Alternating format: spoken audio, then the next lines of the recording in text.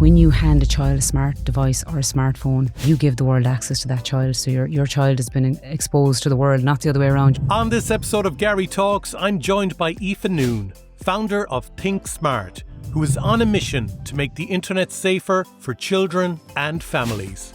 With 1/3 of all internet users now under 18, we talk about the real risks, the gaps in digital education, and how parents, schools and communities can better protect young minds in a dangerous digital age. Second, would our parents hand us the remote control of the TV if we knew it was loaded with sick, horrendous pornographic content and that every ad that we on, would our parents hand us the remote of that? I feel that we are sleepwalking through one of the biggest pandemics that we've ever had. What's the story with having an inappropriate image on your phone? What are the repercussions there? This is a GK Media podcast. This podcast is part of the GK Media Studios Creators Network, helping people tell their stories. Become a storyteller today and learn about our podcaster network at gkmediastudios.com. Aoife Noone, CEO of Think Smart Cyber. Thank you so much for joining me on Garry Talks for what is actually our final episode of this season. And I wanted to end the season with a high impact episode because, in a nutshell, Ireland is in a national crisis and the government may be brazen enough to say that they are doing something about it, but the reality is if they are, they're certainly not doing enough. And for someone who works in digital media for the last 12 years, I thought I knew everything about the world of digital and cyber and all that. And it's only from speaking to parents who have attended your talks and having many a conversation with you on the phone and in person, I realize there is so much going on that me as a parent or as a business owner is not aware of. And I think it's so important for people to listen to the next hour of this podcast because really, yes, the government can take action, but we as parents, as uncles and aunts, siblings, whatever, we have to step in and deal with this massive crisis, which is escalating and growing to a very, very serious situation in our country.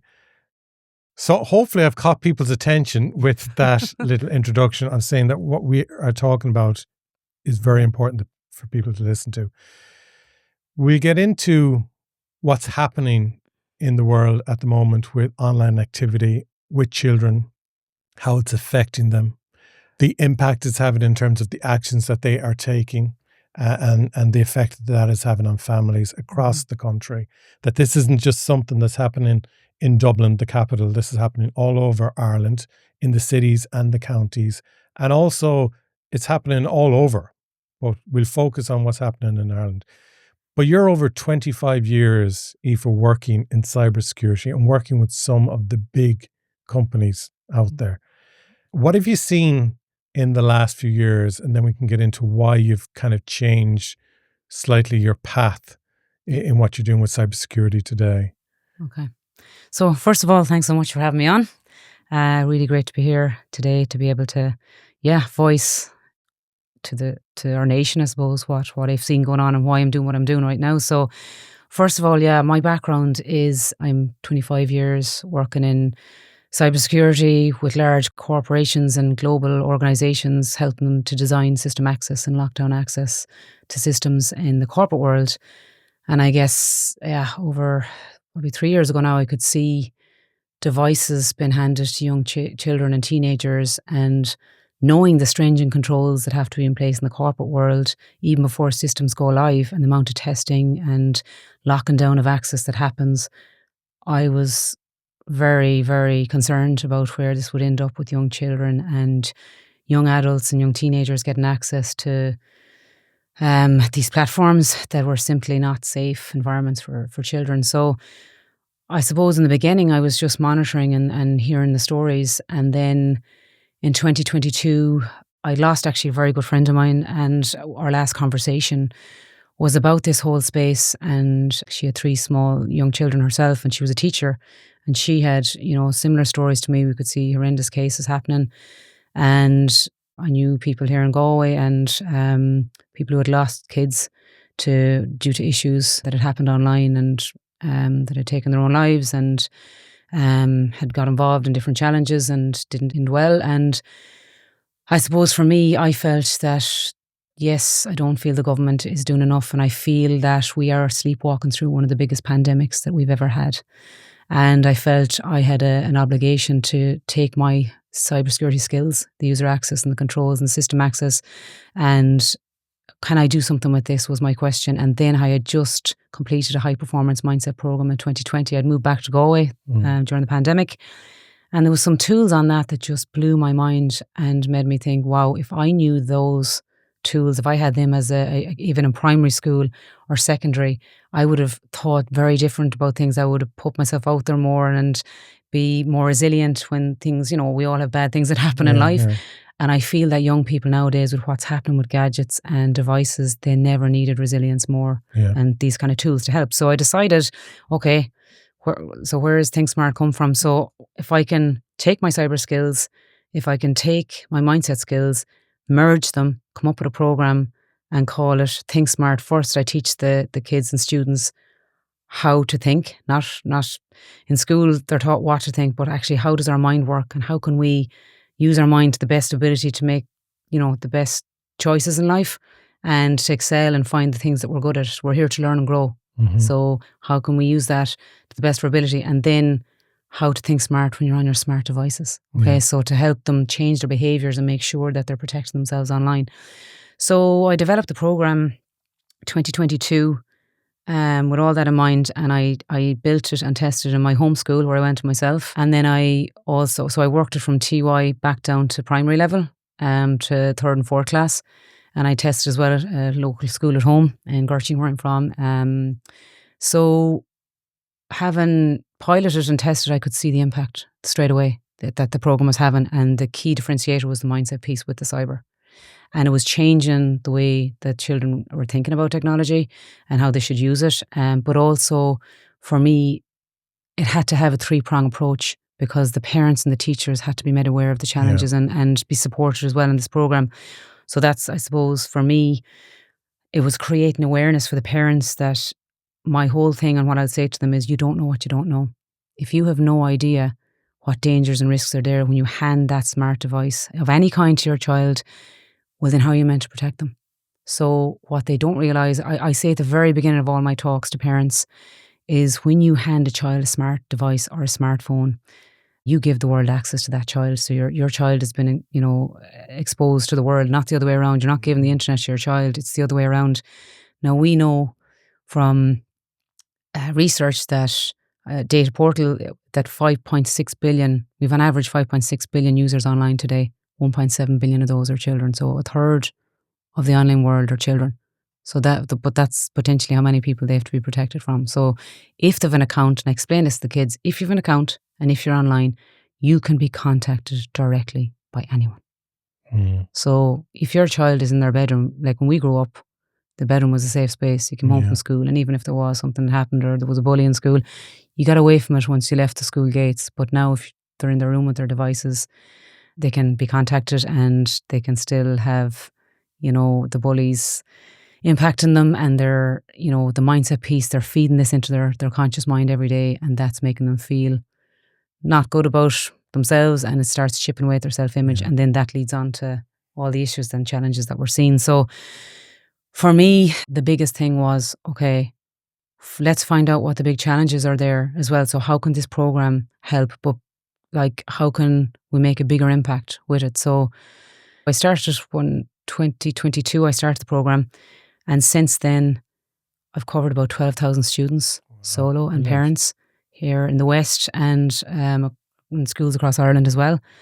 And it's creating that ripple effect. For me, what's important is creating the impact that we need to see. We need to be the change. We need to create the change that we need to see. And I believe, Garry, that we are the generation that has to turn this around. And the government, could they be doing more? Should they be doing more? Absolutely. We actually presented. So I have ladies involved in this program now that have been backing me since the start, and they have been amazing. And we brought the program. We were invited up to Leinster House, and we showcased, I said, we are in the middle, we have a digital war zone going on here. And we have a national crisis, and we absolutely have to address it fast, because parents are not aware they've been blindsided. And the minute we show them what's happening and what social media and big tech are unfortunately doing to their kids, like, it's about making profits for them. It's not about having a safe environment for kids. Yeah. So I think if we start going into some stories and actually explaining to people what is happening, because everyone think, oh yeah, the kids are on phones maybe a little bit too long, or where they're not seeing actually the dark side. And again, if you talk to children about it, they'll be very nonchalant about it and brush it under the rug, and they're like, fine, whatever. But the data is there now. So there's parents today saying, if I knew 10 years ago what I know now, they would have completely changed their attitude with their children accessing technology at home. The data is there because it's been built up now over the last 10 years. Yeah. So parents now have the opportunity to actually take action, because the information has now come to light of the dark stuff that is happening. And there's stories that we're not going to get into today because they are very dark in terms of what has been happening to young people here in Ireland, actual true stories. But I think we will make people aware of some of the things that has been going on. So let's just cut straight into it and talk about, you've already mentioned there are children in Ireland, in Galway, that have taken their own lives because something that's happened on technology. Something that has happened online. Yeah. So I suppose to keep this, because we could, there's so many areas, and like you said, you're right, we could, there's a lot of different stories, lot of different areas, but from my work on the ground and from working with, my various counterparts on this, there are three key areas that we see been impacted now. So the first thing is the impact on children and teenagers, their mental health.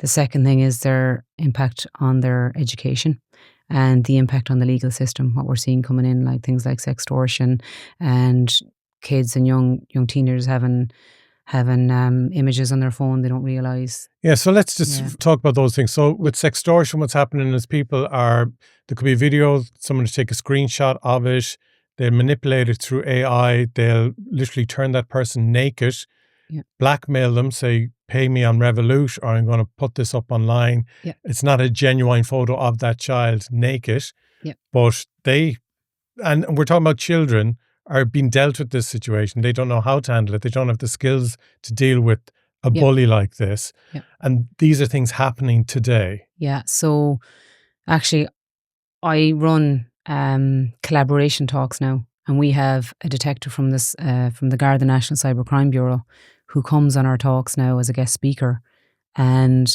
what she can explain to parents, it's brilliant to have her expertise in the room, because when you hear a detective telling parents what is actually happening here, there's been a huge spike in sextortion. So just to explain sextortion again, like you said there, what we're seeing happening and I'm hearing it on the ground, so I can absolutely verify what she's saying as well on the ground, what I'm hearing in schools from students and teachers and parents as well will come up to us after the talks. But what typically happens is, so the kids and the teenagers go on the social media platforms, or it could be gaming, anything that has a messenger functionality on it. They'll go on and they'll be contacted by a stranger. So, and they think it's a young guy or girl their age, and they're typically teenagers they'll target, but younger kids as well. And they'll say, oh, hi, they'll start talking back and over, where are you from, what school do you go to? And then if that teenager, doesn't have the awareness that you don't talk to strangers, and they're vulnerable because they're younger, they don't have, the mindset of an adult to be able to read between the lines, and this could be someone that's tricking me here, or this is someone that's saying they like me, and then they'll spark up conversation, and they'll keep the conversation going, they'll develop like a relationship with them, and next thing, I really like you, do you want to play a game? And it develops, and you send me a picture, and then I'll send you a picture, and then they'll have an AI picture, so it looks like this pretty little girl or pretty boy, and this person fancies me, oh my God, and I'm so lucky, and I have a friend now, and they'll actually target the vulnerable kids who are feeling lonely as well. So then the conversation then turns into, let's send an image, and so this is one way it happens. Yeah. So then they'll get the young child or teenager to send an image, and next thing the conversation turns, now I have everything to ruin your life if you don't Revolut me €500, or they'll start high and then they'll work them down. If you don't send this, I'm going to send, because they're connected on their platforms now, they've access to all their contacts because they've befriended them. Okay. So they'll create a new group and they'll say, I'm going to send this to all of your friends in your family and all your group if you don't get that Revoluted to me by, and it could be gift cards they look for, it could be anything. So the kid goes into panic mode because there's now a naked picture of them going to be sent to all their friends and family. And I have heard the stories. There have been kids, it's happened here in Galway, and their uncles and aunts have got pictures of them because they couldn't pay, so they did send it, and the kids destroyed. So then that feeds into the mental health side of it straight away.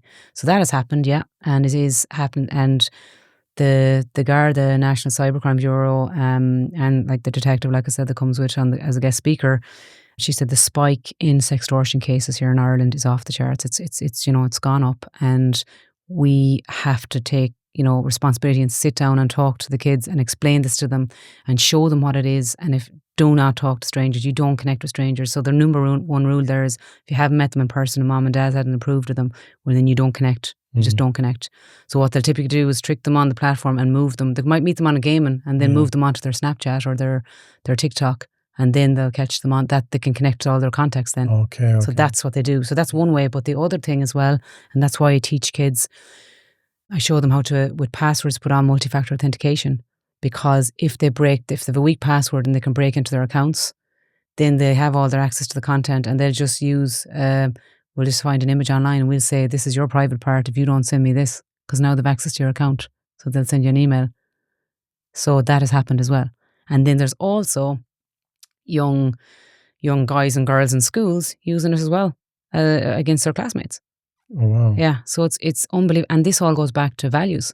Their family value, this is not okay, and the behaviours online, so that's why they have to be taught, when I give you this device, I expect you to behave in a certain way. What you wouldn't do in person, you don't do it on an online account. And what I explain to the kids is, you are recorded the minute you get an account, and the minute you're online, you just take it, it's recorded. They all think that's, everything disappears and snaps disappear. And when I explain to them, anyone can take a picture with another phone of those snaps. And by the way, and when they hear, I said, like, I used to run the backups for a very large well-known corporation, and I explained to them, I ran the backups. It was every day, every week, every month, every year. There has to be a backup for everything. So if you think that those big organisations haven't got backups of their systems, you've another thing coming. And if you think that the detectives and the forensics in the cybercrime unit can't get access or find those things, yes, they can. Of course they can. Well, I know someone who was investigated before for something that they're accused of that wasn't true.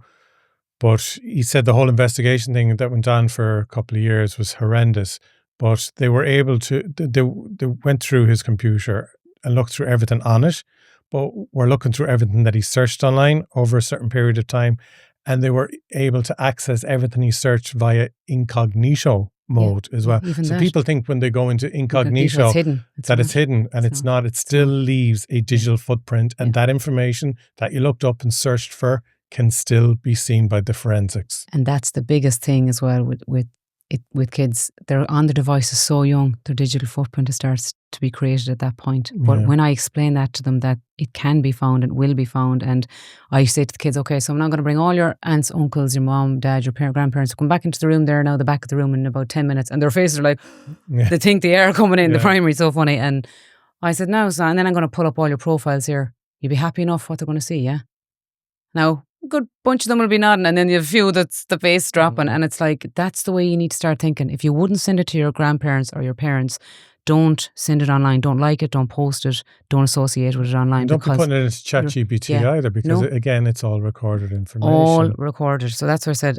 Trust me, I'm 25 years building, designing systems. Once you have an account, once you're online, it's all been recorded. Just take it that you've been recorded. Yeah. So then that changed their thinking. They're thinking about, oh, okay, hang on a second. Okay, I didn't know. So the way I explained, because I think they think online is private. This is the problem. They don't. They don't realize that their profiles. Sure, there are social media apps out there that have no private profiles. So Visco, for example, it's a video sharing profile. So there's no private profile. So another thing that that the detective on our talks would explain as capping, where kids are now live streaming and the parents, it's great, they have YouTube accounts, but actually don't realise predators are recording them. And they can use AI tools to make their kids naked, and they are using AI tools to make even regular pictures naked of their kids. So even parents, be so careful what pictures you're putting up online, because they can be just made naked with an AI. And this is the other deepfakes. So I have young children coming up to me after I run a talk, and they're telling me that somebody, first years, as young as first years, which is like typically 12, 13 years of age, that a picture was taken of them and made naked by someone, they reckon, in the school, and sent all over the school. But it looks like me, and it's not me. And she was destroyed. She said, I'm self-harming as a result. Now, the school, they were all aware of it, and they were dealing with it, and they reported it. But that's soul destroying for a young child. Can you imagine back in our day if that happened? And a naked picture, and it's not you, but you can't prove it's not you. So it's so dangerous. How do you go around and explain that to 700 people in a school, and they're destroyed. So this is why I'm saying this is feeding into the mental health side of it as well. So the sextortion, the capping, those terminology, that's why parents need to be aware of this. And just staying with the legal side as well, like what's the story with if someone has, because there's a stat here where 18% of people have admitted. Yeah. So that's 18% who have admitted. Yeah. To sharing inappropriate images. So what's the story with having an inappropriate image on your phone? What are the repercussions there? So that's that. So Planet Youth run a survey every second year with 15 to 16-year-olds here in Galway. So that stats, there was a 2022, now the recent survey out, but I know from the 2022 survey they ran 18 and 19% of young guys and girls said that they have shared intimate images. So if I could take a picture of the face drops in the secondary schools when I'm running these talks and I'm explaining to them, right, I'm not here to lecture you. I'm here to protect you. I pulled myself out of my corporate role to get in here and help make sure you understand this. If any of you have images on your phones and on your gadgets right now that are under the age of 17 that are naked from the hip down, they're classed as child pornography. And the face drops in that room. I said, now I don't want you freaking out. I want you to understand this first of all, and then to get that off your phones. If you have anything on your phones that, so by the way, and to explain it, there's two parts to it. If somebody sends it to you and it sits on like a WhatsApp or any of your social media profiles, if it sits there, and it doesn't matter if you didn't send it or you didn't, but it's sitting on your phone, you're in possession of it. If you forward it on, you can get done for distribution of it. And Gary, it is happening, and there are kids and teenagers been hauled in. Because it's reported on hotline.ie now, so they're aware that, and young girls and guys are aware that if something is sent, even if they sent it out, so Coco's law was brought in by Jackie Fox. She lost her daughter, so people who know, she lost her daughter, again, took her own life because she was been bullied online, and obviously horrendous images were been sent around as well, intimate images. So Coco's law, we're the only country in Europe that has this in place where it's illegal basically to send intimate images of someone, and you see the RTE, they have the ads on TV. Yeah. So this is where that they're not aware, the kids, young kids, if you're giving your child a smart device or social media, if they're allowing them on social media, they have to be made aware of this. I don't care what age they are, that if you send it and if you hold it, and even if somebody consented to send it to you in the first place, even, boyfriend, girlfriend, teenagers start going out, and they send images, and next thing, they don't realise this is classed as these particular child pornography images. So there has been a young girl was prosecuted as well. There was a case in Waterford not so long ago, and young guys who actually got images sent to their phones when they were 16, but it was reported maybe a year or two later, now they're 18, but they were an adult. And I know of a young guy that got done, he's on the child sex offenders list because it was on his phone, he didn't touch it. But his best friend sent it when he was 16. The girlfriend broke up with the best friend, set in his phone, but now he was 18. And the guards rocked up one day because there was obviously reported on hotline.ie, and they're able to trace back where it's sent to. So the guards rocked up to this fella's house. Parents opened the door, and it's like, can you imagine, and he your doesn't know what they're talking about. Your son is in possession of child pornography. And he had no clue what they were talking about. No, but he's on a list now. Like he can't. No, he can't ever visit America, for instance. No, America, Australia, and then he played GA. Can't play that anymore either. So his life was completely this is the thing that parents are not aware.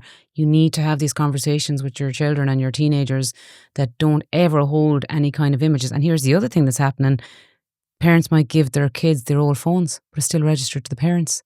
And the kids start Googling inappropriate stuff, images.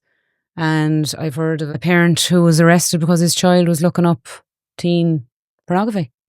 And sure, that device was registered to the parent. So, like all these cases, and I know of a teacher was telling me, again, County Go, I don't even have to go outside it, that they told, they were advising the students in the school, look, make sure you get any of that kind of image off the phone. So they did, they went home, they were like, took it on board, they were like, oh my God, took it off their phones, but they didn't take it off their backups on the cloud, and the guards were able to get it on that. Wow. So simple things that they're not thinking about, and it doesn't matter once it's on your device and you're in possession of it, this is the problem. But the other thing it's doing, I guess, is it leads into the content that they're viewing, pornography and all that. They're getting a skewed view of the world as well. Yeah. And if it's sitting and they're watching this, they're feeding this into their conscious mind. And that's why the mindset piece of the program, I explain to them what happens if you keep looking at this material, or you look at this content, it becomes normalized. And so this is a big issue that's going on at the moment, because there's young males watching pornography online. Yeah. And watching it over and over again. Getting addicted. Where I think the stat is 50% of women in pornography that is watched online is of an abusive level. Abusive level, yeah. So when one sees this over and over again, it's nearly normalized to them. And it feeds into domestic violence then. And it feeds into their relationships, and where they think that this is expected of them, or this is normal. Yeah. And what I'm saying to them, this is a movie, and this is, they're trying to sell, you're curious, you're younger, you're going to watch this stuff, you want to learn, you think, oh, well, I'm going to learn all about sex here. It's not. It's absolutely not. It's the worst thing you could be watching, because this horrendous content is going to rewire your mind, and you're going to think differently, and you think that this is A, expected of you, or B, this is normal, this is what everyone does. No, it's not. And then we're wondering why the violence against women is on the rise. Ireland is where for domestic violence? Is it number 4 in Europe on domestic violence? There's recent stats. I mean, we have to think about this in respect, and it all comes back to values. And I teach the kids this from primary and secondary. I said, the first thing I'll say to them, what's your family values? What's your core values? And they're looking at me kind of going, where's she going with this? And I said, I'll tell you mine. Honesty, friendship, respect, integrity. I'll talk them through, like caring, being kind, respectful. I said, we're all losing this. Why? Because we're all seeing, if you're spending more time on your gadgets online than you are talking to your parents, or you're spending time out doing activities and connecting with your friends. If you're spending more time online, and we know fake news travels 6 times faster than real news. If you watch The Social Dilemma, and I would advise any parent listening, watch that, you'll get some shock. The very people who invented these apps have come out and said, oh my God, what have we done to young kids? They never intended them to be handed to kids, but the fact that if fake news is travelling 6 times faster, what they're seeing online is wiring their brains. And that's why I feel this program, we have to rewire the nation of young kids and teenagers and parents, because we are programmed by our parents, as we know. So we're watching monkey see, monkey do. So we have to show them good digital habits, and then they'll follow what we're doing. It's like good eating habits, we've good digital habits. And if you instill them from a young age, then that becomes the norm. So, but if they're being handed the gadgets with no controls, and then the biggest thing that we're seeing is the addiction levels is off the charts. It goes, from, I've ran a recent report, and we'll talk about it in a bit, with 2 local schools here in collaboration with Cisco and Planet 21, and found it the low, with 14% maybe of primary school kids feeling addicted to their gadgets, and and by secondary, it's up in the 76% are feeling, and the kids, they're telling me this themselves. So every program I run, they tell me this. Basically, 3 in 4 children in secondary school halfway through are now saying that they are addicted to technology. And there's been situations where at home parents will get frustrated with the child on a device that they'd unplug the Wi-Fi, unplug the internet, and the children then just go crazy. But it's like drugs. So it's like a drug. And this is the thing, the minute you hand it over, they want more. They want more, because the dopamine, the addiction, and the neuroscience behind it has proven it. And the problem is that when you hand it over and you don't put a time and screen limit on it, and the biggest challenge parents are having right now is one of the biggest challenges is we cannot control the screen time that they're getting addicted and they're crying out for more time. Yeah. And then what happens? School refusal. The teachers are telling us like one of the biggest challenges is school refusal because now they're addicted to the gadgets. And it starts at such a young age, and that's why we start sleepwalking through. We let it go. But actually that letting it go and not controlling, like they should be less than 2 hours a day max on device. And I would say that's excessive for primary, secondary. Like during the week, I don't believe they should be on at that, No, it's funny because I was saying to you after I was speaking to you a couple of weeks ago on the phone, like we were over an hour on the phone. Gary listens. Yeah. I went then and took the tablet out of the bedroom of one of them, and we basically said, okay, there's no access to the iPad or the phone during the week. So they get it at the weekend. And of course there was uproar, and even yesterday there was negotiation going on because it's one of them, it's their birthday this week, and it's like, no, this is, and I think if you just draw the line in the sand, so you're not negotiating, it's just like, no, this is the way it is now. So just accept, Monday, Tuesday, Wednesday, Thursday, not until Friday evening are you going to get access to it. And that's for both of you. It doesn't matter what age you are. That's just the reality of it. Because it's after the conversations I was having with you, it's like, and it's never staying in the bedroom anymore. Whether you... It's the biggest risk. Because it was like, I want to use it as an alarm to wake up in the morning. It's like, don't worry, we'll wake you. Or we never Alexa needed it back in our day and we didn't have them. Exactly. Yeah. And that is, so going back, like that is, and what I'd say there, the more automated you can make those controls. So you can set up your router that you have, 2 Wi-Fis, one for the parents and one for the kids. So so again, I thought, I knew it all, but you were explaining to me that you can actually put a system on. So for example, let's say I have a Vodafone Wi-Fi at home. Tell us what a parent can do to basically create 2 Wi-Fis, one for the parents and one for the children. And obviously the children can't access the other one because it'll be password protected. What how does one go about There's a couple of ways doing it. So your network provider can provide 2 routers for the house. So you have one for the parents and one for the kids, and you could actually lock it down that way. Or there's a tool called OpenDNS that Cisco, like I was mentioning that project there, a recent project I did in collaboration with them, we're showing parents that you can actually install this piece of software. It's free, it's on their website. You can install the piece of software on your home router, and you can configure it, you can set up, just follow the steps, you can set up 2 separate Wi-Fis. So again, one for the parents, one for the kids, and then you can filter down, so you can block certain websites and certain categories. So like explicit content, so you'll have like different sports categories, news, different categories, but you can lock it all down, which means any device that connects up then to that router. So your kids might have other friends over that have more access allowed on their devices, but they'll still won't be able to get access, or a gaming device, anything that's connected up, that'll block certain content on if there's a internet browser or whatever that they can look up. So again, there's loads of parental controls and measures, but like simple things that parents aren't aware of, going back to, you don't know what you don't know. If you don't know it's there, you won't put the control in place. But I think the more, it's like in the corporate world, the more automated you can make these controls, and then there's no argument. Because the biggest, I'm sure you've seen it yourselves, and parents will tell me, they get on brilliant with their kids, and the minute the devices come into play, the biggest arguments in the home is around devices, screen time, and you're so mean, and my friends have full-blown access. And I think the frightening thing that I have seen, and certainly even the child psychotherapist we bring on our as guest speakers as well on our Think Smart collaboration talks, would say the frightening part is the number of kids on devices in their bedrooms at night, the impact of on the sleep. So some of them, they're doing all-nighters. So in primary school, I'll go, right, hands up here. Would spend 1 hour on your phone, 2 hours on your phone, keep your hands up, 3 hours, 4 hours. And then, so the hands start dropping, obviously. And then I'd say, anyone ever here do an all-nighter? And without fail, there'll be 4 or 5 kids in that room that will have their hands up. And then talking to strangers, 33% of the room. So if their devices are in their bedroom, higher risk of talking to strangers at night. You don't know who they're talking to. So if they're in their bedroom and they're up all night, it's also been proven that there's a higher chance of them having mental health problems. So this has all come out.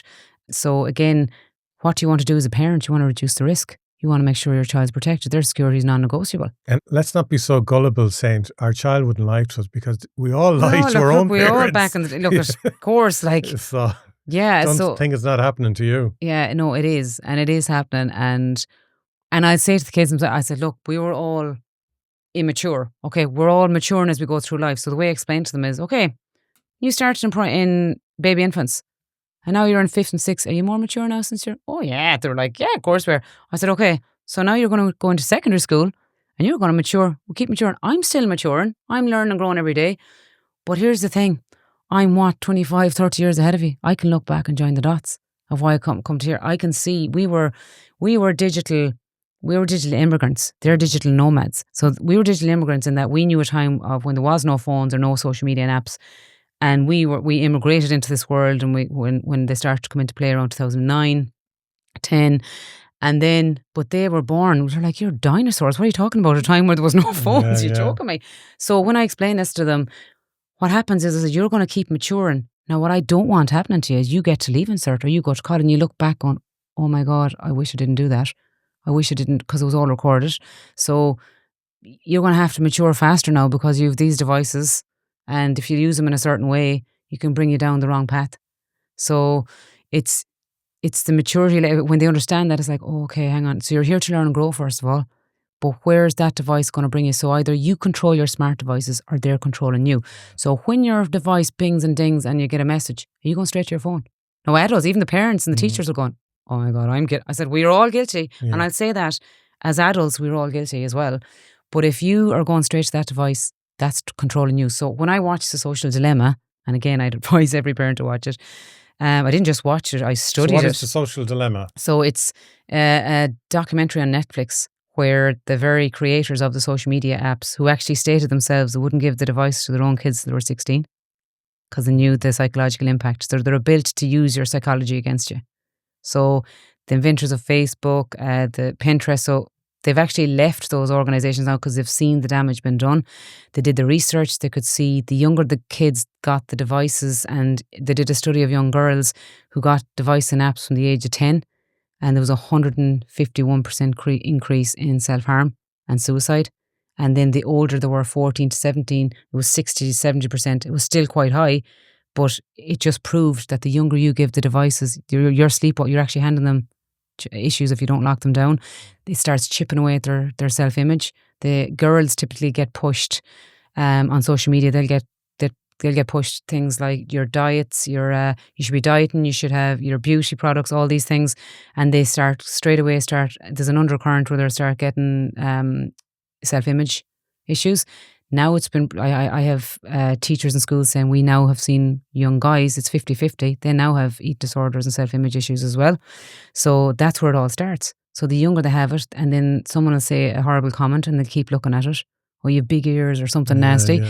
And there it starts there. And then they start seeing, oh, you should be on these diets, you should wear this fake tan, crazy stuff, right? But it's flying under the radar of parents. They think, gosh, they're just on these laps, or look, they're fine, they're talking to their friends, but actually they don't realise what content's been pushed to them on the algorithms. Yeah. And then young boys, like I said, I mentioned the aggression, and that's playing out. Schools are telling me, Aoife, the levels of aggression that have gone up here, it's unbelievable.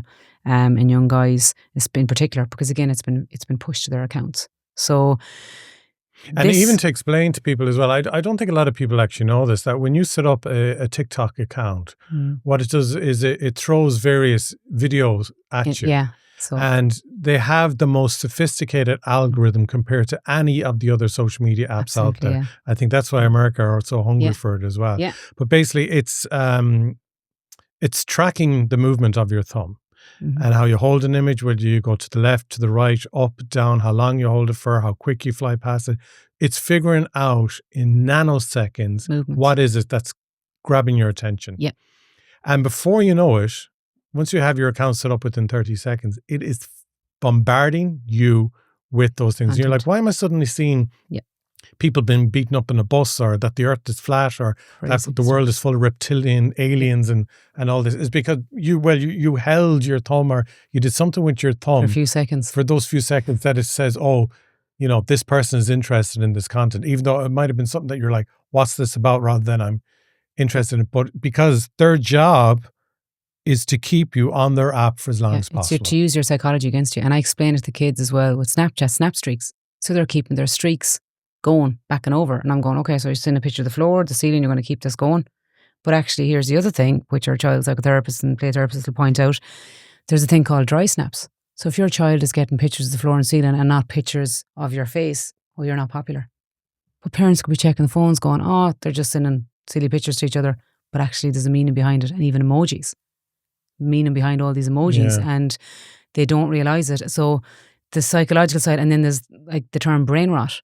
So there's all these terms now like skibbity toilet. So they're losing their language as well. What's coming out is skibbity toilet or rizza or all these crazy words that they have meanings behind that the parents are going like wouldn't even understand. And it's like, what? So I said it was funny. The kids I was in with students on Monday, it was funny, and I was saying like, oh, you think I don't know what these mean? And then they just burst out laughing. But I was like, look, you go into the corporate world in a few years' time, where is this playing out? I said, if you start saying these words, they'll be looking at you like you've six heads going, what? Who? You know, but again, they're learning all these because the world's so connected now. And America and all this, and they're all to all the various different countries, and they're hearing like bro and like all these, you know, terminologies, and it's okay, where are we going? And then the teachers are saying to me as well in the schools, their spellings is just, it's all like text U for YOU, but they said it's all playing out in their essays and their writing, their skills, they've lost that as well. And I think that's the sad part. So I mentioned in the beginning, there's three areas. So we've, you know, the impact, the legal side of things, the sextortion and the intimate images they don't realise they're holding in their phones. But the second, the impact on their mental health, like we talked about some of it there, the body dysmorphia, the thinking about eating disorders, body dysmorphia, sleep deprivation, self-harm, and so all those anxiety, pieces, anxiety off the like charts. I was doing some work before in a college which is connected with the secondary school, so I kind of know the teachers from meeting up in the canteen and so on. And I met one of them recently, and I was talking to them, you know, asking how are they getting on, and they were saying, you know, how things have changed for them in the classroom in the last number of years with the amount of people coming from, you know, outside of Ireland, especially from Ukraine, and they've even taken in people from Palestine and so on in recent times, and just how that's changing the dynamics in the room. And I've said, no, you know, that must be very difficult. There's people coming in now who have no English. And he says, no, probably the most difficult thing is I'd say 70% of the classroom are on either medication for anxiety or for depression. Wow. Yeah. And he said before maybe 3 in the classroom might have been on it. So whereas sad. now it's, you know, 7 out of 10 are on medication. Sure. I think like the latest stats, there's over 15,000 children on the mental health register here, and there's over 3,000 to 4,000 on a waiting list for CAMHS, right? So if you're to, as I say, unpack that, what's causing this? What's the common denominator from when we were growing up? What was missing to now? And to talk about the impact on them from the mental health side of it and the educational side of it, the first thing that starts happening, and I thought from that recent report and piece of work I did with primary and secondary school here in Galway, the saddest part, first of all, where it starts, the saddest part that the primary school teacher said to me was to watch the little relationships that they'd built falling apart, because the gadgets come in and automatically kids start getting excluded, and then they start breaking up the relationship. So it starts there. And then the anxiety, they're worrying about what the others are saying online, the gadgets, I'm not on them, and then they're saying things, and they mightn't be saying anything at all, but automatically it starts feeding into their minds, they start worrying, and then it's, I'm excluded. So it starts there. And she said the saddest part, they think they're more connected, but actually they start disconnecting. So it all starts there, the anxiety and the worry. And then obviously the content they see online, they start getting, again, chipping at the self-image, and then the bullying. And they're bullying. And again, they're not mature enough to be on these devices, is what I say to them. If you don't know how to behave and back to your values, like, and you're going to do something to someone, you know, you'll be remembered by how you make people feel. That's what I explain to the kids. I keep saying that. I don't care how great you are in school or popular. You'll be remembered by how you make people feel. And I don't want you, you know, realising, oh my God, I could have caused a mental health issue to someone and I didn't realise it. So I show them a video in the school as part of the programme, and I show the parents the same video. Now I'll edit it, obviously there's parts of the primary that I don't show, but it's a big eye-opener. I have kids coming up to me afterwards going, wow, I didn't realise that I could have been causing a mental health problem to someone by jumping on and putting comments. We think it's funny, but actually they're home in their bedroom crying. So that's the other tip for parents when you're saying no device in the bedroom. You can't see emotional impact. If your child is upset, if it's up in the bedroom, you'll see it down the kitchen if it's communal area. So that's really important for that reason as well, that you'll see the upset. And so that's one part of it. And And while I'm on that, the naked images, they're not going to take a naked image and get caught up in sextortion. They're not going to take a naked image in the kitchen when you're cooking dinner. Yeah. Right. So, there's more chance of that. That's not going to happen. It'll happen in the bedrooms. And like we said, so again, because that does impact their mental health. If something happens there, it's of course it does with the sextortion when it kicks off. So those pieces there around the bullying, around the anxiety, what's been caused, and the thoughts that's been created. So my job, I feel, with this program is to set them on a different thought trajectory so that they understand how to deal with if something does happen. How do you deal with that? And you don't keep your head on your devices. You can't think of two thoughts at the same time. So get out of that device.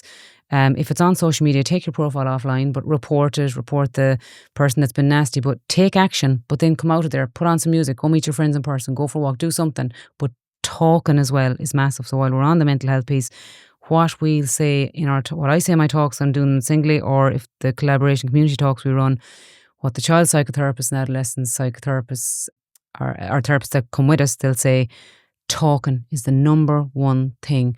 If you can say to your child, whatever you do, I don't care what happens on this device, I need you to talk to me if something upsets you. So the way I explain to the kids and the parents as well is we have mental fitness and we have physical fitness in life.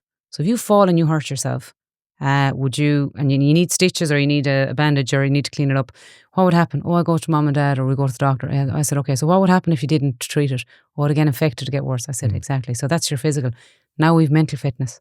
When somebody does something online or offline, doesn't matter, and they say something that upsets you, it's been proven it's like a mental blow. It's like a physical blow to the body. So I explain it hits your feelings mind. So you're consciously looking at this, you're hearing it, hits your feelings mind, your subconscious mind, and that then impacts your physical body. You're feeling upset or worried. If you don't talk that out, and I don't care how small it is, you need to talk it out. That's what's going to help you heal it. But you talk it with an adult because, your friends might be mature enough to know how to deal with that because you're maturing, as I explained to you. But you talk it, you pick that trusted adult. And if you feel you can't say it to mom or dad, or you think they're going to take the device off you, have an uncle and aunt that you can trust, anyone, or a coach, or it could be a teacher. You pick that person right now. And I want you to promise me that you're going to talk to them if anything happens. And I don't care how small it is, because that helps you heal. The minute you talk it out, we all know. And I say it happens to us as adults. Absolutely, yeah. The minute we talk the problem out, we feel better straight away. And then, so I'll put on a piece of music. I'll say, watch this now, and I'll use some tricks in class. So now you're thinking about this piece of music. Does this make you feel good? And then I'll put on a sad piece of music. How does this make you feel? And they're like, so this is your feeling. So don't leave your head looking and feeding into your mind, looking at the thing online. That's on that person. Whoever did that, that's their standards, their values. You remember that. That's not your values and your standards. So you take yourself out of there, you report it, you ask them to take it down if you've courage enough to do that, and you report it, and then you take yourself out of there. You don't keep looking at it. You do something. You get out, you pick up a new skill, go learn it, play guitar, like good tech for good, learn how to play a tune on YouTube. That's all good. So it's like, it's not about tech is all bad and I don't want to come across here. It's not. I teach them, use tech for good, use the music, use the different things you can do in connection with your friends. Because it's not this thing of banning technology. No, it's that not. we need to educate our young people on how to use it. But unfortunately, the adults aren't fully educated on it either. So, and then the teachers are under massive pressure, trying to do all this and deal with digitalization being brought into the schools, part of the curriculum. So this is why it needs this holistic approach, and it needs to come from the top as well, from the government, to give the support for all this to happen. And what I found is that when I was going school by school, and you'd have a handful of parents showing up, and then word of mouth started coming, so more parents start showing up. But when I told the parents, and just on the mental health side, so we have 33%. So Planet Youth's recent figures have come out. So we've 33% of our 15 to 16-year-olds admitting that they've self-harmed once or more in this county. So 1 in 3. So 1 in 3, right, are self-harming. So when the parents hear that, it's like, what? So what happened was I was running them school by school. And then I realised, out of one particular school here in Galway, 16 parents came back in a survey saying, oh my God, Aoife, people don't know this. We've absolutely no idea the impact. And we thought we knew things about the online world. We'd absolutely no idea. We'd no idea that if you hand your child in primary school a smartphone or a smart device and there's no control and you don't sit down, you don't do all these things, that actually they end up on the self-harm stat and they end up on the mental health stat and they end up with all these challenges and issues when they end up in secondary school. And that is the key age when they get the device, typically 5th class, but some we now know is 3rd and 4th are getting gadgets, and smartphones. But the really challenging time is fifth. If you can control that between fifth and third, if you keep the control around it and keep the talk and the conversations and you manage that you'll be able to protect them. But if you don't and you hand it over, and that's why some parents are saying, to your point earlier, 10 years later, we knew this. Yeah, but talk to me about the bike analogy. Yes, so sorry, I've gone off point there where I was going with that before I get on to the bike piece. Where I was going with, when I realised school by school, we set up one community talk, then a parent got on and we said, right, we need to get this out there. So I set up one community gig, and what we found, we filled it. All the parents in the area and the schools in the area were invited, and they all went, oh, hang on a minute, what's going on here? Yeah. We weren't aware of this. It feels so... It's great that people are now realising, saying to the parents, but what Aoife is doing, is extraordinary, because you are filling schools and community halls. People are now realising that we actually know very little about this, the dark side of what's happening. And we are the only county that has a detective from the National Garda Crime Bureau who works in forensics and child exploitation, who comes in and my God, are the parents listening when she goes up and talks as well, and then to have a child psychotherapist as well. So I realised, okay, if I can get them into the room here and create certain impact, we can create an even bigger one by having these other experts. So it's creating that holistic view for parents going, okay, here's the cyber, the mindset piece, but here's the detectives that are working there, what they're seeing.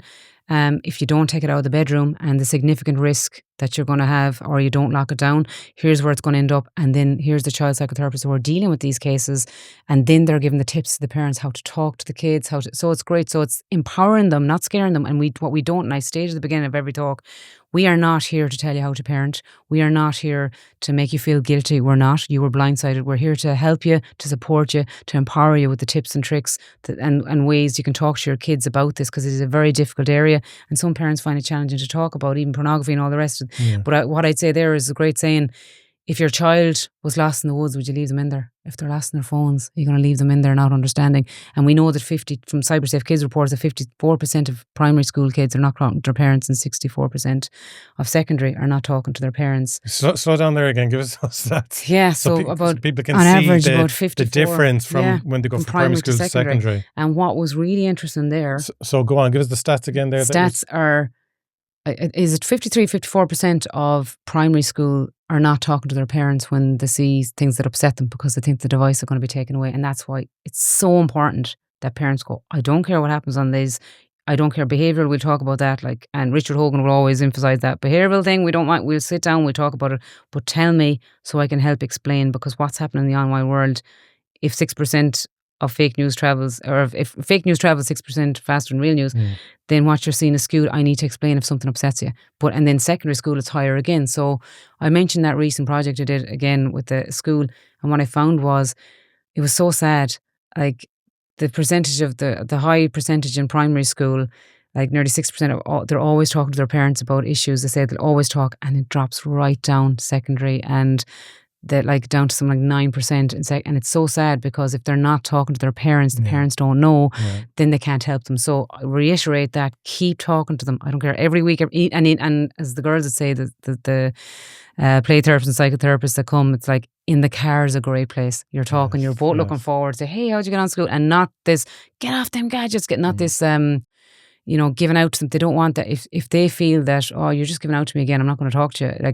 It's how are you getting on? Or do you find that, I've heard this stat today, or I heard this, lady talking about cyber and I didn't realise that X, Y, and Z is happening. And do you see this? So I'd say to the kids in school, the dark content that you mentioned been shoved to their accounts. I said, you're curious, so you're clicking it. So these social media companies are going to feed that to your accounts. And I said, has anybody seen that? And the hands are going up. Yeah, I've seen it in primary school. Yeah. So again, talk to them like that, they start opening up. And then they'll come up to you afterwards. So it's the exact same thing with parents. If you, chat to them and say, geez, I'm addicted myself. Yeah. But every child as well wants to kind of feel like a grown-up, or they always want to grow up. So and that's even I had the conversation with my children of, actually, what screen time do you think is appropriate?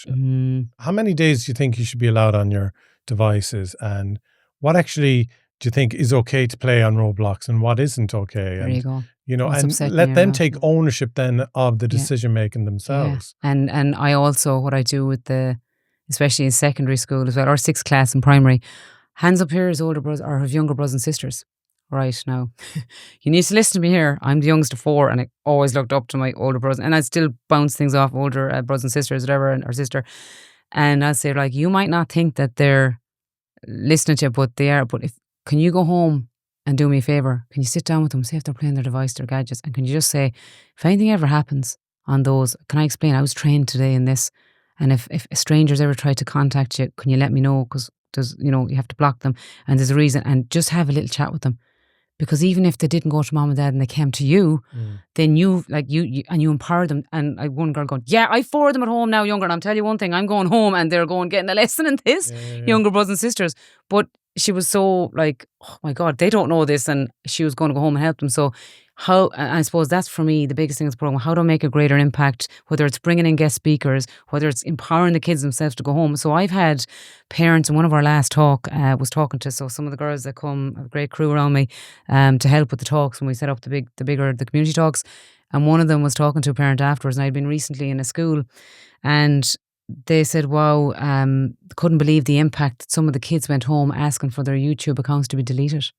Because and to put controls, and actually a parent reached out to me as well from a school and said, I didn't know her, and she said, my God, I can tell you're having an impact with that program. I feel it's important to let you know that, I had 4th and 5th class students in here today, and they're telling us we need to put controls on these devices. Can you set them up? Yeah. Because the other side of it is, I explained, there's physical impacts as well. Eyesight off the charts. Yeah, this is another thing as well. The eyesight is failing in young people. Yeah, and because I was hearing it, so I'd been talking to a chiropractor, and she was telling me, first of all, the physical side on the heads are down the whole time. So on average, 3 to 4 hours a day. And we all know, but the weight of your head like down, but their spine is grown. So she said they're getting curvature of the spine.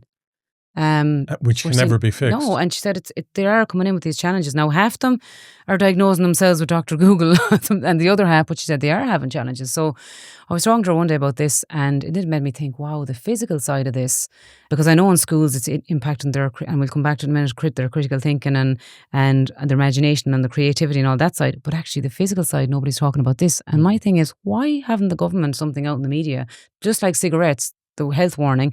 Why isn't there a warning for parents just to, remind parents? Maybe because you can't get a tax on it. It's crazy, right? So I start... Because think about it, let's be cynical for a minute. If you look at plastic, is it the plastic or is it the tax that they're getting on the recycled bottles? With the cigarettes going up in price, is it actually the money that they're making on the tax? Do you know what I mean? Like, maybe the problem is they haven't figured out how they can make money on bringing in some policy. There's something, but but seriously, something has to be done, because I start thinking then, and I start looking around as I was in schools. I got glasses when I was in 3rd class in school, right? And I was the only girl in the school at the time in primary school. I was 3rd class, and I can tell you it wasn't from watching screens. We had about 3 channels back then, and we lived in a farm, or grew up in a farm, so it was like, here, don't be standing around looking bored. There's loads of jobs there. There's the list of jobs. So I was about 3rd class, and I know it was me and one other guy in the school that had glasses. And I remember, because I had a bit of a complex. Again, of course, I felt like, and it's nothing compared to what they're dealing with now, but that's why I remember there was only 2 of us. And then I go into schools now, and I'm noticing the rise. There's like the rise in young kids that have glasses. But I remember, when we were growing up, get back from that screen. You're going square-eyed, and your parents be giving out to you, get back if you were, and not that you be watching it much. But then I realised this, but then after some of my talks, and I was talking about the physical side, a couple of ladies came up to me, a few talks that happened, and said, Aoife, you need to start talking to opticians as well. The eyesight piece. And I said, it's funny, I was only thinking about that. And then my own optician, I was in myself then go, because again, I didn't want to say, because she said, I've heard of a young fella that can't pass his driving test because he's lost his peripheral vision from staring at screens so much when he was young. Because you could think about it, their eyes are developing. And if they're handed to them in the pram, it starts there. Yeah. And the parents don't even realise. And you can see it. And yeah, because they start looking at the phone, and they're not connecting with the parent. Like they say, that first time, the bonding with the parent, the eyes. But if they start looking at screens now and the swiping. I saw it actually yesterday, where there was a father with a newborn in his arm. Oh no. And he had the bottle in the newborn's mouth, taking the milk, and the father was looking away and they're losing at the phone. Core connection. I know we work with the HSE on a weekly basis, and I've spoken to people in there who say that there is this known issue now where there's a disconnection from pretty much the moment that the child is born with the parent, because the parent isn't staring at them, because the feeding can take a long time, especially if you're breastfeeding. It can take a long time. It could be 45 minutes or something. So because we're used to being on phones all the time, and it's our escapism, it's our distraction. Instead of staring at the child for 45 minutes, we're staring at our phone. And they're losing the bond and the connection. Losing the bond. And it's core and then time. You can see, and again, I can understand it. But again, you can go and you go to restaurants, family are out for dinner, the child is on the iPad or whatever, watching something, so the parents can chill and converse and maybe have a couple of drinks, whatever. But it's the disconnection is starting from such a young age. But it's normal for kids to run around, like, as the play therapists that come with us, like, you should say that to the parents. It's actually normal for kids to be running around, and to actually don't feel bad about that. It's not about keeping them quiet and giving them, it's let them explore, let them, so again, there's a fine line between. But even though I do think that society has changed, where, like, I've even seen it on airplanes where people are annoyed if they're sitting beside a baby or something, because the baby is screaming when the flight's taken up or when it's landed, and they're huffing and puffing that they're stuck here. We've lost patience. We've lost patience, rather than, like, just a healthy child. Like, another thing is, I'm going off on a tangent here now, but I was away a couple of weeks ago, flying over to Spain, and there was a 14-year-old teenager who had a panic attack on the plane beside me, and he ended up going into spasm. And we were delayed on the runway for 2 hours, and I ended up being moved up a few rows, so one of the guardians who was with the child could sit beside him, and kind of, so anyways, they wanted to see, was it okay to fly, or did he need to be taken off the flight, and so on. But there was a guy given off in the row beside me when I was moved up, because he was paying for kind of the more premium seats, that that the flight was delayed, and they were explaining to him there's a medical emergency taking place on the plane at the moment, but he didn't care because he was late reaching his destination. And there is the thing is, what's happened here, though? What's happened? Like, why aren't kids allowed to be kids? The societal impact on it's adults as well as kids. And I think that's the problem here. Everyone has lost patience now. And that's going back to values and respect, and, like, this big, fast-paced environment. And again, technology has fueled this kind of fast-paced environment. But why? And that's why I called it Think Smart. We're not thinking anymore. We're not going, hang on a second. Somebody, this is medical emergency thinking of someone else instead of just ourselves. It's like, hang on. We're in this world, we're only in our own bubble anymore. Yeah, and I think that's the saddest part. And going back to the baby analogy there, and looking at the phone and not your child. And as I say, your child's only going to be young at a certain time at home with you. And it's like, are you going to have spent more time on your gadgets than connecting with your child? And that's the question. And again, it's not about the guilt. And then what does the child know? But then they'll do the same monkey see, monkey do. Yeah. And I think, and again, it's aunts, uncles. We're all responsible. We can all take back control and go, hang on, we need to be a bit more mindful here. We need to start thinking, because explain to the kids, we're either thinking or we're drifting in life. And if you're thinking about and connecting. And if you're in the room, be present. Put the phones away. Sitting down, having the family meal.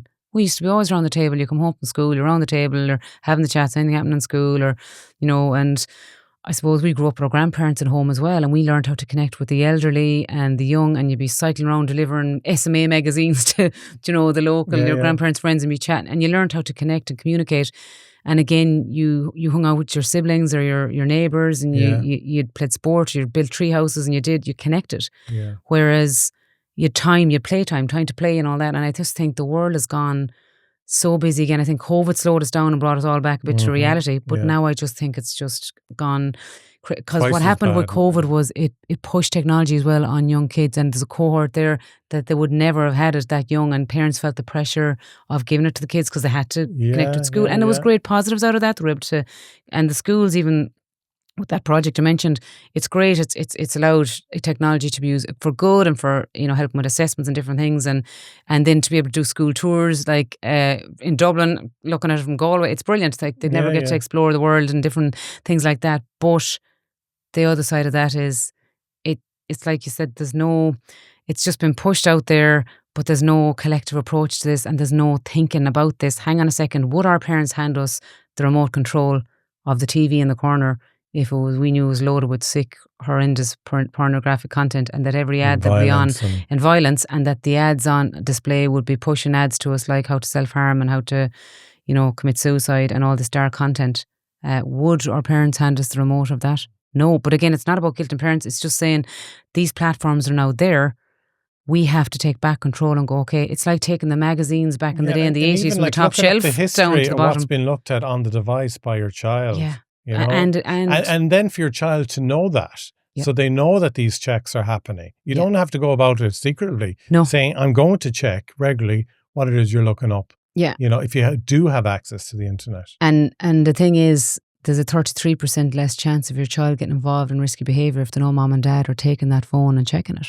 So that's really important. The parents know that. So, you know, like so I guess we've covered like the impact on the mental health, the impact on the, you know, the legal side of things, the impact on the educational side of things, the fact that the students are saying to me their number one problem is addiction, they feel addicted to their devices, all that side of it. So, and there is this knock-on effect in life then with the dopamine, the instant gratification, and like we've spoken about it on our Wealth Talks business podcast, which goes out on Friday. But it's a massive issue because it can bring it down another darker path later in adult life where you have this hunger for instant gratification, and that's it. The actions you take, and in every area of their life, so like it's the wheel of life. Where's that going to play out in their life? And what I explain, I have this analogy, and I used it was a group of students down in a school in Clare, and you know, I used this analogy. I was heading back to Galway, and I said, look, it's like this. If I go out there now and I have to put the GPS, so our mind is our GPS, so we get to tell us where we're going to be going in life, and we got to tell ourselves what goals, we set goals, and we work towards the goals, and we go. So if I go out to my car there and the GPS, and I put in Galway into my GPS, now I start driving along and I start going on every random road to the right or left, and I just start going random and I don't follow the GPS, am I going to end up in Galway? And they're like, no. And I said, yeah, so here's the thing, if you go online and your devices, and they're bringing you down a dark path, and they're going to impact your mental health, and they're going to impact, you know, your capabilities and your talents, and they're going to stop you from developing your skills and your talents and finding out what you're good at in life. If you use them in the wrong way, you use tech for good, that's great, like learning a new tune. If you find you're good at guitar or something, that's brilliant. But if you start going randomly down the wrong path and you start following what everyone else is doing, we're people, we're not sheeple. I grew up on a farm.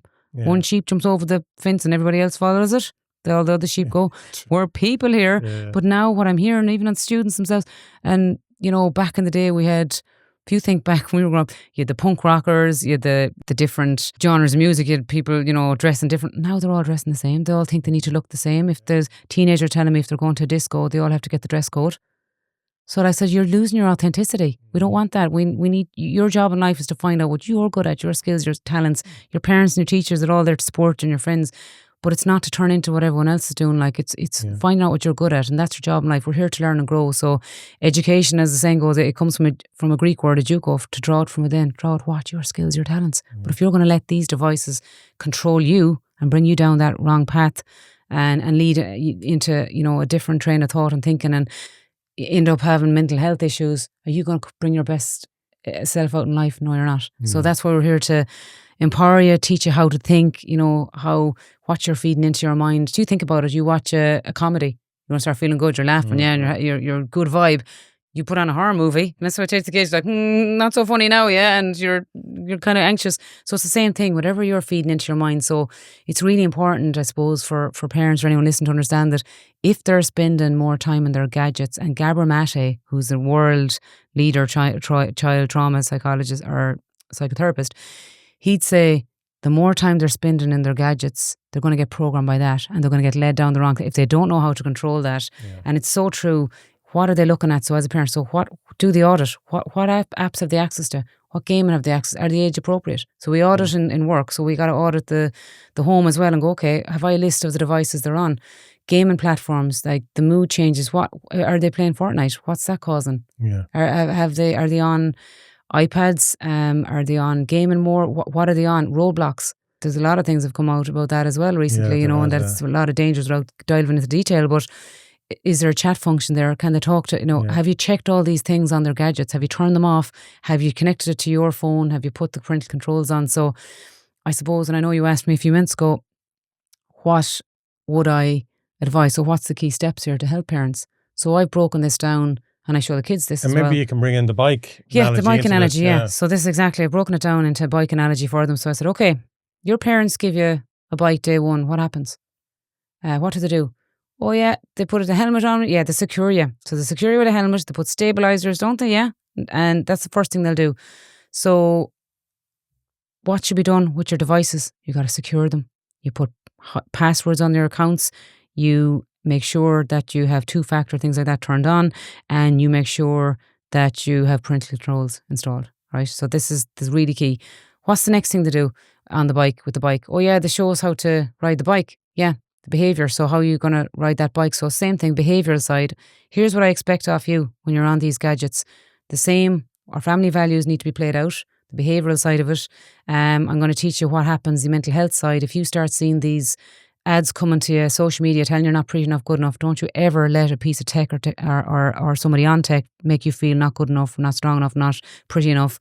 You absolutely are, and I want you to come to me if anything ever upsets you. We talk it out, and I'm going to help you with that, no matter what it is. Please don't ever feel you don't come. So talking about the behavioural thing and your digital footprint, everything you put there is tracked and traced, because when you're my age, you're going to look back and everything is going to be online. So do you want everything online? No, you don't. We want, like, imagine I was just saying, if we look back and all our images from when we were a kid were online, how are we going to feel? So explaining it that way to them, and that your security is my number one priority, and that I would hate to think that I've given you a device and that you wouldn't come to me if something on it upset you.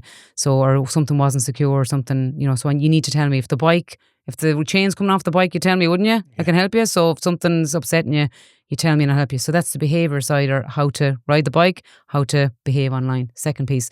Third piece, now you've got onto the road. Rules of the road. Now we've got rules of the phone, rules of the devices. The legal side, if you look up inappropriate images and it's all tracked and traced back to our home, mom and dad could get in big trouble. And also if you hold certain content or images on your phone, you could be in possession or distribution of child pornography. So obviously explain that to the child in an age appropriate way. Yeah. But there's the rules of the phone as well, and the rules and your inappropriate behaviour, and hotline.ie can be reported on that, and we don't want the guards rocking up here and arresting you, and possibly mom and dad as well, depending on what you do. So you make sure you always have that clean slate. You don't do anything that you wouldn't do in the physical world either. And then the fourth part, what do I do now when you're on the bike? I monitor you until you can go safely by yourself. I'm happy you're good to go. So I'm going to be monitoring your phone, because your mind isn't developed enough and you're not an adult yet. So I have to make sure you're protected and you're good to go on that. If I'm taking your phone and checking, I'm not checking every little text. I'm just making sure that there's no predators contacting you, and that it's your behaviour is good and you're protected and you're secure. So I'm going to monitor them, and then as you get older, I can take those controls off the phone and look like just like the stabilizers, and you're good to go. And that's the way I explain it. So making sure the passwords, that you have a list of, okay, especially when they're younger, what device are they on? What gaming apps are they on? Are they age appropriate? Have I YouTube for Kids installed? Not regular YouTube, because that's, we have to be have age appropriate stuff here. It's not to say that they're going to be protected from everything, because I've heard of Peppa Pig on YouTube for kids, where parents thought it was safe, and somebody has created a Peppa Pig where one of the piggies come in with a machete and take action on the poor piggies. And again, it's not all fully safe, but at least it's like the cyber world. You're never going to be 100% protected. You're not. But at least you've it locked down as best you can, and your kids are talked to, and you keep talking to them, and they're going to come to you if there's issues. And that's all you do, and you keep talking. So I think that is the way I would say it. It's like you wouldn't hand the keys to your car to your child. They have to go through the full. It's the same thing with a bike. Whatever way you look at it, you secure them first. We put the seatbelts on. So it can be a bike or a car. They have to be safe, and you have to make sure they know how to behave in it. You have to know the rules of the road, and you have to know. So it's the same thing. Yeah, and I think the thing is, you wouldn't just put a child on a bicycle and let them go, or the keys to a car, because we know the dangers of the road. Yeah. And I don't think people, we all know that what is on the internet can be dangerous. I don't think we realise how tech savvy children are and how they can access things. Like even one of my children had spoken to me, Dad, the deep dark web, and you can organise someone to be murdered on it, and people sell drugs on it. Like, she doesn't know how to access it, but she knows this exists. She knows what takes place on it. Yeah. So, they're very tech savvy. Let's not be stupid here. Well, they are. And what's happening is they're taking over the parents give the gadget and then they actually have more knowledge than the parents because they have had the full-blown access. Like So- they were bypassing the screen time that I was putting on the devices. They're figuring out how to actually knock it off. And then what they were doing was putting on the Australian time zones to get another extra hour out of it. So they're going to find ways. So, but you're like, and then, they'll try to find codes. And I think that's why, even with the project there that are recently done here in Galway, and what really came out of it was, and we know from the corporate, you can put all the controls and technical setup in the world, and it's great to have them on. But the number one thing, if they get around that, the educational side of it is so important, because it could say, okay, well, maybe you'll bypass the controls that are put in place, but I can't defend you if something happens on that. If you have if you have edited those controls, I can't help you. So the reason I'm doing it is because I want your security protected. Like, it's non-negotiable. I want you protected. I want you behaving appropriately and understanding, because you can get sucked into things quite quickly and rapidly online. But if you do take those controls away, it'd be like taking the stabilizers off the bike and off you go. You're going to get hurt. It's not if, it's when. So I have to put them there to protect you. But they will find ways around it. And that's why the behavioural, the talking is so important. So we'll always say with those talks that we run, like I said, whether it's community or me solo, it's devices out of the bedroom. Out of the bedroom, your child is at significant risk, both from a mental health and something happening to them talking to strangers. It's a higher risk, the higher rates. So you are significantly reducing the risk of something happening to your child if it's out of the bedroom. That's the first thing. And the addiction rates as well will be less, because they're on their phones all night, all that kind of stuff. Talking, like I said there, I can't reiterate it enough. Keep talking to them, because no matter what happens, you come to me and we're not going to get mad. We're going to talk it out and we'll help you. And then putting those controls in place, parental controls and screen time, so they don't get addicted from the very beginning, that, you're so aware that because again, what you want to protect, their educational ability, their critical thinking, their core skills they're going to develop. You want to protect that. So it's not just about, and I say to kids, don't be giving out to mom and dad. You understand it now, that they're protecting your ability in life and what your talents and your key skills and your creative ability to come up with projects and different things. They're protecting that, and also your mental health and also your physical side. Hands up here if it's impacting eyesight like it is. Because again, going back to that, a lady came up and said to me, I've heard of a young fellow can't pass his driving test because he was on screen so much, he's lost his peripheral vision. He hasn't enough peripheral vision. So then I was like, wow, like, how true is that? And again, the rise in young kids with glasses. So when they hear this, like, we have to protect your eyesight, we have to protect you physically. Because they all want to have their own car when they're growing up. Yeah, and that's like, and that the face drops are like, what? I had no idea. But so I said, I have to verify this. Hang on a second, I need to talk to my own optician, because I happened to be in there a few weeks later. And I said to her, can I ask you something? I said, do you see a rise in young kids needing, having eyesight issues and challenges there? Oh, she said, absolutely, yeah. There has been a huge spike. And again, since COVID, with the amount of devices, I suppose, young kids with short-sightedness between -5 and -8. And they're only like 5, 6, 7 years of age. And she said, like, it's a massive spike. We've had to develop special contact lenses and glasses to close it, or to slow it down. And I sat there going, why isn't this in the media? Why isn't this risk or this danger in the media? Why aren't parents being made aware of this? It's like, again, back to the smoking. So I said, wow. And she said, yeah, it's frightening, the rise in it, and we've had to slow it down by developing these. So again, when you explain it like that to your child, it's going to be way easier for them to understand, okay, mom and dad wants to protect me. Mom and dad wants me to have their best life. My teachers want to help me. And, the thing about the friendships, you want them connected, not disconnecting. Yes, use tech for good. Use it to connect to each other, and I say that. But things like, they have snap maps on, and then and this is a huge thing in primary. All my friends are meeting up, and I didn't know they were down meeting the weekend, and I didn't know, so I was excluded. Or they see them and they were left out by the friends that didn't invite them. And it's, again, privacy. Whereas when we grew up, I know someone who was working with us who was in her, I think she was 22 at the time, and we were at an event, and there was the 21st birthday party on, and it was kind of maybe around 1 a.m. at this stage, and we said, oh, you want to head home now or whatever? And she goes, no, I can't, because they'll see me that I didn't go to the 21st birthday party on the Snapchat map thing. So I have to just hang around here and say I was at the function thing. I just thought, this is crazy. Oh no, it's crazy. The social, going back to it, the societal impact, the social pressure that it's bringing, and you feel pressure that you need to look a certain way, that you can't go to what you want to go to. You need to go to this because I'm going to see. I've been, at this other event and I didn't show up, and what are they going to think of me?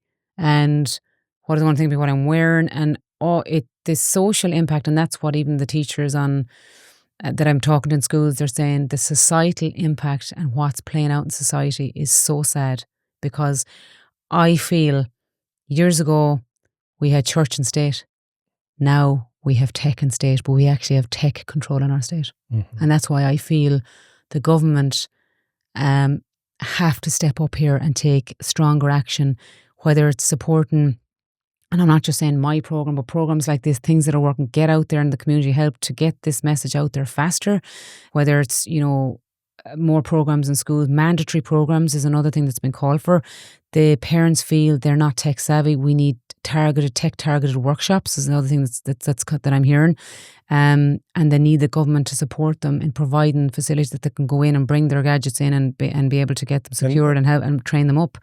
And that the schools with this digital curriculum that's coming down the track, there's mixed messages. Some schools are really tight. No phones in here. Or with pouches. Other schools are like, it's a trust-based model.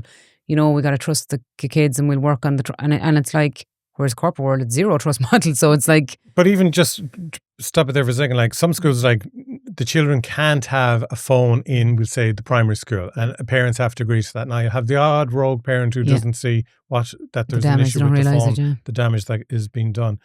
Then there's other schools who'll say, okay, take your phone out now, take a picture there, what's on the board, or take a picture here of the geography lesson, and they're almost encouraged to be using their phones. And then those who don't have the phones feel excluded and left out. I've had a few parents to that point of first year students and parents that are aware of all these dangers and actually have attended my talks as well.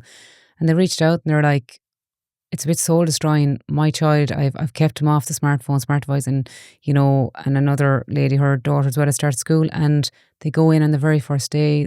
The teacher said, "Take out your phone there, take a picture of the homework or do an activity in class," and the kids had to pretend.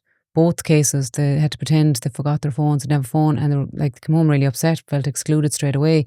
And again, these are the parents that are trying to delay and protect their mental health and protect them, but then that's that huge pressure on them to now get phones and they don't want to hand it over because they know, I suppose, they're protecting them to they want to protect them. But if the school is, it's part of the digital curriculum, or it's part of whatever reason they feel, we're using the phones more. And it's very difficult because you're trying to strike the balance of, we have to protect the kids, but obviously we have to keep them digital savvy. But then if you look at the Nordics countries, they're all locking down. No phone. They're starting to take phones out of the schools completely, and you see private schools taking phones out. Why is that? They're going back to, because they're losing their skills. They're losing their ability to write. The basics. We've got to get that right. And communication. And what the secondary schools are telling me, it's so sad when I see first years outside on their phones with their heads down. Before, when there's no phones, you're forced to have a chat with the person beside you. Yeah. And he said they're losing their connectivity, their ability to chat, to actually connect and know their schoolmates, and their heads are down. And she said, now I'm seeing, like teachers telling me lately, now I'm seeing first or fifth and sixth class going on the way to school, the heads down as well. And it's so sad. Or at the bus stops, they're not talking to each other. Even when I was boarding the flight, we were waiting for the gate to open, and I was looking around at everyone. Every age, everyone was on a phone. No one was talking to anyone. There's no connection. No. And I remember actually our grandparents were kids. They used to bring us train to Galway. And like my grandfather, like, he was he man for the chats and the stories. He was brilliant. Like, he was a great storyteller as well. And I remember we'd be going on the train to Galway, and it wasn't maybe 20 minutes, half an hour. But he'd have about 10 conversations and about 5 or 6 more connections or friends met, or he'd know someone chatting away. And I guess we grew up watching that and learning that, and we didn't realise our communication skills. And we're watching him, and he was chatting away to the person beside him, and you did and you communicated more. And I just think it's so sad when you look around now and you look in restaurants, like you were pointing out earlier, and you see, the gadgets are on, the heads are down, and nobody's talking to each other anymore, and nobody's connecting like we used to connect. And I think in school, you're in school for a short period, and I was saying to a group of students I had there on Monday, and something happened after that session. It was, I don't know, the students came up to me afterwards, and they were second years, and they said, like, thanks so much for pointing all that out, because we weren't aware. And I thought it was so nice, and they called me by my first name. I just, when you connect,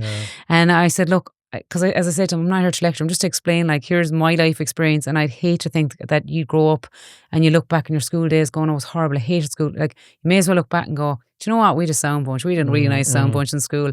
And I always tell them a story as well. When I was in Australia years ago, and I was probably about 25 or 6, and I was working for Time magazine in down Milson Point, and I was in IT tech, and I was the only girl. I was called up to fix one of the director's machines, and he was like, "Oh my God, you're from Ireland." And I was like, "Yeah." And he goes, "What part?" And I said, "Oh, Galway, it's the West Coast." And he goes, "Oh, that's why I'm asking you your accent." He goes, "Because myself and my wife hired a camper van. We went the whole way up the West Coast, and I have to say, I love Galway people. They're so nice, so friendly, so nice." So I tell these stories to students, and I'm like, I'm sitting back now and I'm watching. I said, I don't know if we're that nice anymore. I'm watching destroying each other's friendships. We have to hold our values. We have to hold our culture and our, that, respect and kindness that we all have. We have to hold our values. And I said, we want to be known as friendly, and we want to keep those values and being able to connect and talk. And I said, I'd hate to think, that, like, we're all from Galway. I said, here's the thing, we should be rising each other up, not pushing each other down. Don't let technology make you think it's okay to be pointing fingers or making comments on people. When's the last time you complimented someone? Or when's the last time we pointed fingers? We have to ask those questions. And are we being kind? Are we being nice? Are we going to get on with everyone in life? No, we're not going to have the same views. But if you have the same values as someone, you're going to get on with them. Because, Gary, if I steal from you, for example, I'm dishonest and you're honest, your values, and I steal from you, you're not going to get on with me. And I explained to them, so you drive off your values. So if you're operating off your core values, no matter what you do in life, you're going to get on with people more. And even if people you don't get on with people, that, it's just if you have different values, that's okay. Just be kind, be nice, let them go. But you'll have your core, your tribe, as we know here in Galway. You develop, you meet friendships, you develop your communication skills, and you'll have friendships as you go through life. You'll find your tribe. But just be kind, be nice, because I think we've all maybe forgotten that. And you're either thinking or drifting, and let's think about what we're doing. Let's think about how we're talking to people, and let's be mindful. And like I said to them, I didn't call this thing smart for the crack, I called it, or for the fun of it. It's like, when you start thinking, and, we're going to excel more in life when we think smart about what we're doing, and we set ourselves little goals every year and we go for it. And a really good friend of mine, actually, is from Denmark. And we talk about all this, and I'm always blown away. Like, she set a goal and she'll go for it. And I said to her one day, will you tell me something? When you're in school, we thought like how to set goals, or how, because I suppose I'd done all this mindset thing in this piece. And she goes, yeah, actually, and it's a tip I say to the kids in school. And she goes, we actually, at the beginning of a school year, we'd be asked to take our copybook out and write down what you want to achieve this year. And every month we'd go back and review it and see how far are we. And by the end of the year, we'd have it achieved. And I said, this is the thing. If we're getting distracted and drifting, and we're concentrating on everybody else or pointing fingers, you need to be setting your own little goals in life and seeing and learning new skills. If you focus a bit on that more and use the tech for good, then go, okay, how can maybe I'll learn a new tune. Maybe I'll, learn something new on the gadgets, and that's fine. As in, that's going to help you towards the goal. Yeah. But I think it's when they take over. What we don't want is technology taking over their minds and having skewed visions and wrong visions of the world and how they should be living. We want them developing their own authentic skills and finding out their job in life, find out what you're good at, your talents and your skills. And then, look, like, you won't go far wrong if you keep your core values. They underpin everything, no matter what you do. We are going to have bad days. We all have them. But, we can be, just own it, turn around and say, hey, sorry, I was a mood hoover yesterday. I was in a really bad mood and I took it out on you. And own it, and I think say sorry, no one to say sorry, and then we get back on track. And we all have the challenging times, and all of us. I don't think there's any of us that can't say at some stage in life our mental health was impacted. It's not that everything is perfect. It's not about being perfect. We have our challenges, but we talk about it. We know when to talk about it. We go to our parents. We talk to that trusted adult, or we talk to someone, a friend, whatever it is. When you're older, but when you're younger, certainly the trusted adult is so important. So, for me. Yeah, I think if we all start thinking a bit smarter, it's our generation that has to turn this around, and it's the government that has to roll in behind us and support us. And I think, well, talking about the government, as we come to a close, you've done up a report that you will be presenting to the government. Yeah. So it's not like they can say that they didn't know. No. So, yeah. So, like I said, I did a piece of work with an online schools project with 2 schools here in Galway, a primary and secondary school, in collaboration with Cisco and Planet 21. So, and the whole thing was to go in and run the programme, and then Cisco come into support with showing the Open DNS tool to show parents how to, put on these filtering tools as well, to help them a bit with the tech side of it. So we ran the program and we did before and after surveys to understand, the impact of the program and the positive stuff, and then where they needed more help and the challenges that the parents, the students and the teachers were having in the space. So quite a comprehensive piece of work and literally took up my summer, but I didn't mind. I was like, this is great to be able to do this and to have the support from Cisco and Planet 21 to make that happen, and the schools themselves to agree to it. Because again, I suppose they're so busy and it was coming to school close. So anyway, ran the project, and there's some key findings that we're going to hope to issue to press soon and present to the government. And one of those key findings is the teachers and the parents feel, the schools' parents feel there's a lack of government support and funding there. They need help. There's a vast amount of issues now. It is taking up a huge amount of their time trying to manage problems that are coming in from home as well, with the gadgets outside of school, but also within the school. And again, like we talked about the digitalisation piece, teachers need to be kept up to date. Their skill sets, it's the skills gap developing, all new gadgets. We know how fast technology changes. So there should be mandatory programs there that both the teachers, the parents and the children should have to do, and to keep them up to date and to keep them protected and safeguarded. So that's a huge thing that there needs to be a change. And to your point earlier, if everybody's doing things differently, and if schools are doing things differently, and if it's kind of up to manage the policies within the school, we have to change that. So, and things like the Agree to Agree programs in primary, where all parents sign up to, agree to delay smartphones, social media, until the government work with the legislators on this to say, okay, it's not strong enough, or it is. Like we've seen Australia have, implemented a ban for under 16s for social media, and are the government going to take action faster here? So how many kids could we save if they put these programs in place, if they educate the kids faster and in I suppose in the right way, and having certainly for me, seeing the 3-prong approach, it absolutely works when you use the teachers, the schools, and teachers, the parents and the kids support it. The 3-prong approach, that's what's going to work. And the communities running more community events and actually driving it through sport as well. So we've tested out in sports. So driving it through sporting organisations, we found that works brilliant as well. And we've had GA organisations can bring us in to run and we've found we're filling the rooms there as well. So if the government got behind us and programmes like this, I'm not saying this necessarily are one, but get these type of programmes out. But that was one key finding. The other is the level of addiction. So we're going to show all this, that from when the kids are handed the devices between primary, and we're able to track it, show the trends in secondary. So the impact of device in the bedroom, the impact, the talking to strangers. The number one thing that the parents came back with was, we don't feel that we can protect our kids online on these social media platforms, that we can't prevent them from seeing inappropriate content, and also been exposed to the dark side of things that they're seeing. So, and the algorithms and all that, the control that it's taken of their kids. So they need help with that side. And if it's tech targeted workshops, things like that. So they need help fast with that, because there is extreme pressure on them, because they're in a digitalised world, as we know.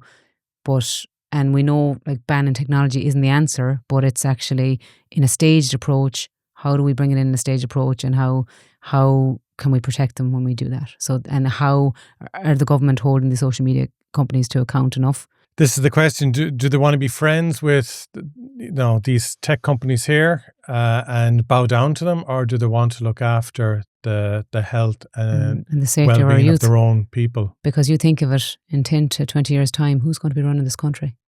Yeah. Who's going to be running the country, and who's going to be looking after them when they retire?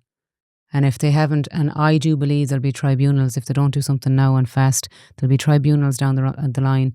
Why didn't the government take more action when they knew this damage was being done? So it's like the Catholic Church years ago. What's come out after that, and the mother baby homes, all this. We're going to have tribunals will be turning around, and the kids of today will be turning around going, you knew this was happening, you knew how unsafe they were, and we were allowed on those platforms and we weren't protected.